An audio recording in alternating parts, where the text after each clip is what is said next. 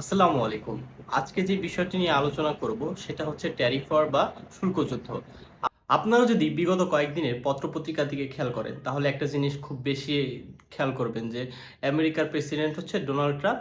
উনি হচ্ছে কি করেছেন, তো বিভিন্ন দেশের উপর কি অতিরিক্ত শুল্ক আরোপ করেছেন। কোনো দেশে 26%, কোনো দেশে, বাংলাদেশের মতো দেশে 37%, অন্য দেশে 50%, 42%, চীনের মতো দেশে প্রথমে 20%, এরকম ইউরোপীয় ইউনিয়নের উপরে 20%, ইসরায়েলের উপর 10%, এরকম করে বিভিন্ন দেশে প্রায় 60টির বেশি মতো দেশে কি অতিরিক্ত শুল্ক আরোপ করেছেন। এখন ডোনাল্ড ট্রাম্প হঠাৎ করে এরকম এতগুলা দেশের প্রতি কেন আসলে শুল্ক আরোপ করলেন, তার পার্সপেক্টিভ আসলে কি? তিনি বললেন যে তার নির্বাচনে যখন এবার নির্বাচিত হবেন তার প্রতিশ্রুতি একটাই ছিল যে সে বিশাল পরিমাণ যে বাণিজ্যিক ঘাটতি আছে সেই বাণিজ্যিক ঘাটতিটা কমায় আনবে। এখন বাণিজ্যিক ঘাটতি আসলে কি?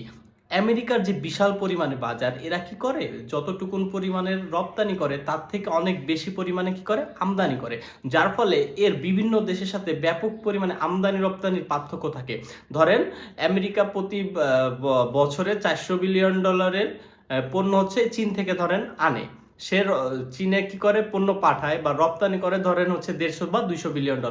এই যে বিশাল পরিমাণের পার্থক্য, এইটাকে আসলে বলা হয় বাণিজ্য ঘাটতি। এখন ডোনাল্ড ট্রাম্পের কথা হচ্ছে, ভাই এই যে এত পরিমাণের বাণিজ্য ঘাটতি আছে, সেই বাণিজ্য ঘাটতিটা আমি কমাবো। সেই কমানোর উপায়টা কি? সে এই কমানোর অনেক ধরনের উপায় ছিল, যে প্রত্যেকটা দেশের সাথে আলাদা আলাদা করে আলোচনা করে বা কারোর সাথে এই বাণিজ্য ঘাটতি কমানোর লং প্রসেসে অনেক ধরনের উপায় ছিল। কিন্তু সে ট্রাম্প পাগলা খ্যাপাটে, সে হচ্ছে বিজনেস মাইন্ডের মানুষ। তার কথা যে না, এই সকল জায়জামের মধ্যে আমি না যাই, সে হচ্ছে কি নেগোসিয়েশন করবে প্রত্যেকটা কান্ট্রিতে, কিন্তু সে আগে আপার হ্যান্ড থাকার মানুষ। সে হচ্ছে যেহেতু একজন পলিটিশিয়ানের আগে একজন বিজনেস মাইন্ডের মানুষ ছিল, সে কথা হচ্ছে প্রত্যেকটা দেশের উপর ট্যারিফ দিয়ে দাও, একটা যুক্তিসঙ্গত ট্যারিফ দিয়ে দাও। এরপরে ট্যারিফ দেওয়ার পরে ওই দেশে আসবে নেগোসিয়েশন করতে। যার ফলে ওই নেগোসিয়েশন করতে আসলে তখন কিন্তু ট্রাম্প একটা নেগোসিয়েশনের জন্য আপার হ্যান্ডে থাকবে। আপনি অলরেডি চিন্তা করেন, এতগুলা দেশের যখন সে ট্যারিফ দিল, তখন কি হলে প্রায় 70টার মতো দেশ কি করছে, অলরেডি আমেরিকার সাথে কিন্তু নেগোসিয়েশন করার জন্য ইচ্ছা পোষণ করছে। তার ফলে কি এই ক্ষেত্রে কিন্তু আমেরিকা কিন্তু আপার হ্যান্ডে আছে। যে ডোনাল্ড ট্রাম্প যেটা চাইছিল যে নেগোসিয়েশন করতে, সে কিন্তু একতরফাভাবে ট্যারিফ দিলেও সে কিন্তু তার নেগোসিয়েশনের জন্য অন্যদেরকে খুব তাড়াতাড়ি কিন্তু এঙ্গেজ করতে পারছে। যার ফলে এখন ও নেগোসিয়েশন করে ও যেভাবে চাচ্ছে সেভাবে কিন্তু এই ট্যারিফ ওয়ারে বা শুল্ক ওইভাবে ওর মতো করে সেট আপ করে হয়তো বা কাউকে কমাই দিবে, বা বাণিজ্য ঘাটতি কিভাবে কম বেশি করা যায় সেটা নিয়ে আলোচনা করে কিন্তু একটা আপার হ্যান্ডে থাকবে। তো প্রথম ক্ষেত্রে বলা যায় যে আমেরিকা প্রথম ক্ষেত্রে ডোনাল্ড ট্রাম্প উইন উইন সিচুয়েশনে আছে। কিন্তু ডোনাল্ড ট্রাম্প যেটা বুঝে নাই, ডোনাল্ড ট্রাম্প আপার হ্যান্ডে থাকার জন্য সে কি করছে, হুট করে এতগুলা দেশের বিরুদ্ধে শুল্ক আরোপ করছে। যার ফলে তার অর্থনীতি, তার দেশের যে অর্থনীতি, আপনি যদি চিন্তা করেন আমেরিকার অর্থনীতিটা কিন্তু প্রায় $4 ট্রিলিয়ন বা তারও অধিক পরিমাণে শেয়ার বাজার থেকে উধাও হয়ে গেছে।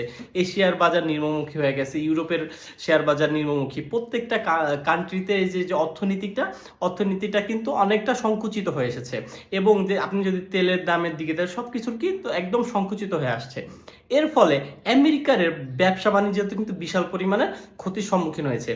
আমেরিকা, আমার যতটুকু মনে হয়, ডোনাল্ড ট্রাম্প এই যে গতকালকে যে সিদ্ধান্ত নিয়েছেন যে 3 মাসের জন্য এই চীন ব্যতীত অন্যান্য দেশের সাথে 3 মাসের জন্য হচ্ছে এই শুল্ক আরোপটা কি থাকবে, স্থগিত থাকবে, এর মধ্যে এরা নেগোসিয়েশন করবে। কিন্তু আমার যেটা মনে হচ্ছিল, এই ধরনের প্রেশারগুলো না আসলে, তার অর্থনীতিতে এত পরিমাণে আঘাত না আসলে সেইটাকে চালিয়ে যেত, চালিয়ে গিয়েই হচ্ছে কি করতো, নেগোসিয়েশনটা করতো। তাহলে তার জন্য আরো বেশি ইজি হইতো জিনিসটা। কিন্তু সে হয়তোবা এখানে হিসাব করতে পারে না যে আসলে এইটা এই পরিমাণ ট্যারিফ আরোপ করলে তার অর্থনীতির জন্য এত বেশি পরিমাণে ক্ষতি হইতে পারে।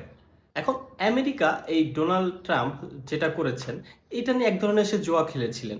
জুয়া খেলে মানুষ কি হয়, উইন হইলে অনেক লাভবান হয়, হেরে গেলে অনেক ক্ষতির সম্মুখীন হয়। এই ক্ষেত্রেও কাইন্ড অফ সেরকম, যে কিন্তু সে জুয়া খেলে সে দেখতেছে যে এখন অনেক ব্যাপক পরিমাণ ক্ষয়ক্ষতির সম্মুখীন হতেছে, তার দেশের জনগণ তার বিরুদ্ধে আন্দোলন করতেছে। যার ফলে সে যে জায়গা থেকে আসলে এই যে 3 মাসের জন্য স্থগিত করে রেখেছে। কিন্তু ব্যতিক্রম শুধু চীনের ক্ষেত্রে। দেখেন, চীনের ক্ষেত্রে আমেরিকার ডোনাল্ড ট্রাম্প অনেক আগে থেকে, তার প্রথম মেয়াদের থেকে কিন্তু শুল্ক আরোপ করা শুরু করেছে। তিনি দেখেছেন যে যদি চীনকে আটকাইতে হয় সেহলে তার অর্থনীতিকে আঘাত করতে হবে। এখন অর্থনীতিতে আঘাত করতে হলে তার যে চীনের যে দ্রব্য কম দামের যে সকল প্রোডাক্টগুলো আছে সেই প্রোডাক্টে সে পারবে না, তখন তার বিরুদ্ধে কি করছে, শুল্ক আরোপ করা শুরু করছে। এখন আমেরিকা যেটা চিন্তা করতে পারে না যে আমেরিকা যদি শুল্ক আরোপ করে পাল্টা চীনও তার উপর শুল্ক আরোপ করবে। এখন আমেরিকা শুল্ক আরোপ করলো, পাল্টা চীন শুল্ক আরোপ করলো, আবার আমেরিকা 50% করে দিল, আবার পাল্টা চীনও 50% শুল্ক আরোপ করলো। এখন আবার আজকের নিউজ হচ্ছে একটা প্রোডাক্টে 125% শুল্ক আরোপ করবে আমেরিকা। তাইলে দেখেন এই যে চীন আর আমেরিকার মধ্যে যে সকল বাণিজ্য যুদ্ধ শুরু হয়ে গেছে, এই জিনিসটা আসলে থামবে কোথায়?